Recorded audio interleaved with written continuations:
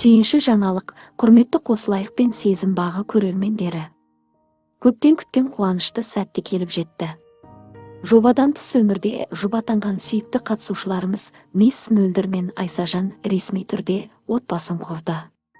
Иә ағайын, бұл жаңалықты жас жұбайлар өздерінің Instagram парақшаларында бөлісіп көрермендерді қуантты.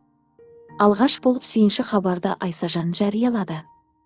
Ол отбасылық өмірден алғашқы стористерді өз оқырмандарымен бөлісіп, келін болған Мөлдірдің ақ орамалды бейнесін көрсетті.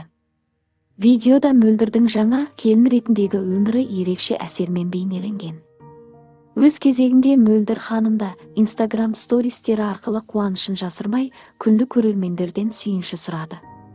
Ол ақ тілектер мен ыстық ықыластарға бөленіп, желіде нағыз той сезімін қалыптастырды.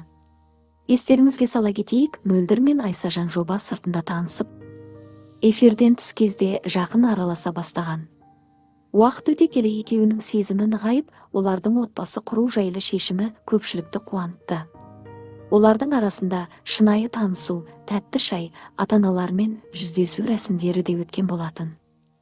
Енді міне, қос ғашықтың арманы орындалып, отбасылық өмірдің жаңа парағы ашылды. Алайда той мәселесіне келсек, бұл жайында әлі нақты мәлімет жоқ. Ресми емес деректерге сүйенсек, ұзату тойы алдағы уақытта Қосылайық жобасының жаңа маусымында дүркіреп өтуі мүмкін. Бірақ Айсажанның сүйікті жобасы болған бұрынғы бір болайық. Қазіргі Сезім бағы бағдарламасында олардың тойының болатыны жайлы нақты ақпарат әлі берілген жоқ. Себебі Шах мырза жобадан кеткеннен кейін Айсажан да көп ұзамай эфирден тыс қалған болатын.